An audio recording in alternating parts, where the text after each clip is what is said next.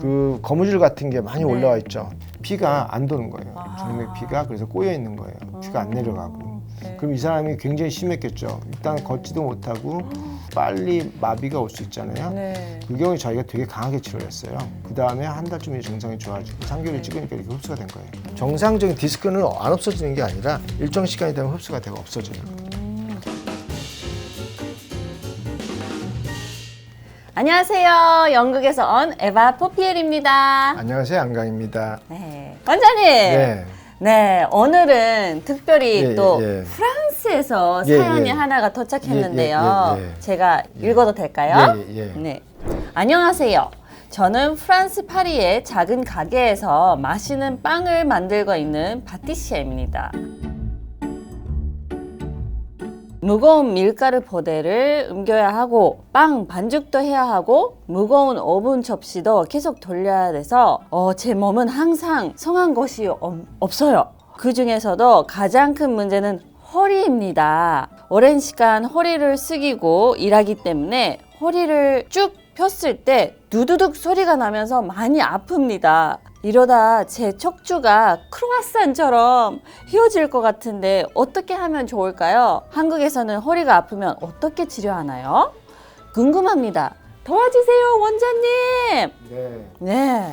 많이 아프실 것 같아요. 아이고, 크로와상이라고 하니까 진짜 아플 것 같은데요. 척추가 어떤 건지를 아셔야 되려면 우선은 쇼바라고 하는 거 좀 보여주시면 됩니다. 저기 자동차에 쇼바 있죠. 거기에는 센서가 있어요. 충격이 어느 정도 가는지를 보고 앞뒤를 다 조절해요. 앞뒤 압력들 다 조절해요. 밸런스 있게 전부 다 조절하는 거죠. 그러니까 우리 몸도 마찬가지로 디스크가 쇼바예요. 디스크가 충격이 가해지면 삐에조가 충격을 전기적 신호로 해가지고 뇌에 전달해요. 근데 그 전달하는 걸 보고 머리에서는 어떻게 해야 될지를 판단을 하는데 충격이 너무 과하게 가요. 얘만 계속 충격이 과하게 가요. 잘못 가요. 그런 수가 있어요. 그럼 뭐냐면 이 얘기는 뭐냐면 과하게 신호를 보내는 거예요. 센서가 스위치가 켜진 거죠. 그 스위치가 켜지면 뇌는 어떻게 생각하냐면 얘 파괴해버려. 허리 저거만 아니라 위, 아래 허리 다른 데 다 영향을 미치니까 파괴를 시키는 게 낫다고 생각해요.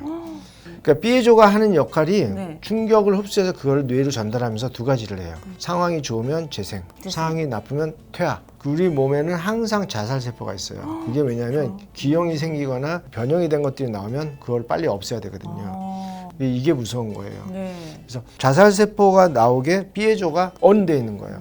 삐에조를 끄면 정상으로 돌아가거나 퇴화가 최소한 멈추거나 상황에 따라서는 재생도 될 수 있는 거예요. 그래서 재생을 하려고 그러면 재생할 수 있는 밭이 생겨야 돼요. 삐에조가 꺼져야 돼요. 근데 이게 혼자는 가능해요? 피해자를 혼자 스위치를 켜고 끄고 이거는 그게 이제 적절한 자극이에요. 주위에 이제 저희가 치료하게 되면 있잖아요. 디스크도 치료하지만 디스크 주위에 근육, 인대 얘네들 같이 해요. 삐에조 2가 도와줘야 돼요. 삐에조 2는 근육에 있다고 생각하시면 돼요. 얘네들은 움직임에 관련되는 센서예요. 얼마나 움직였는지 뇌에 전달하니까. 예를 들어서 쇼바가 쿵덕쿵덕 하게 되면 그 자동차 보면 이렇게 옆에 이렇게 꺾여진 암 같은 게 있거든요. 얘네들이 왔다 갔다 하는 밸런스를 잡아요. 그게 우리 몸에도 있는 거예요. 근육하고 쇼바가 같이 움직이는 거거든요. 이거는 괜찮아. 너 그렇게 걱정 안 해도 돼. 라고 뇌에다 이제 정상적인 신호를 보내면 그때부터는 퇴화가 멈춰지는 것 쪽으로 가는 거죠. 자동차랑 우리 몸이 비슷하네요. 다른 점은 있어요. 뭐예요? 자동차는 부속을 바꿔야 되는데 사람은 부속을 못 바꿔요. 사람은 재생을 하는 거예요. 새로 생겨나는 거예요.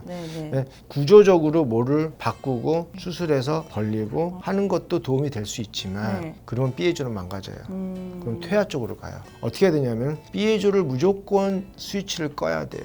삐에조가 켜져 있는 상태에서는 수술은 실패할 확률이 크고 삐에조가 켜져 있는 상태에서는 어떤 치료도 안심하지 못해요. 척추 모델을 보면 위에서부터 아래로 쭉 내려오는 거 있죠.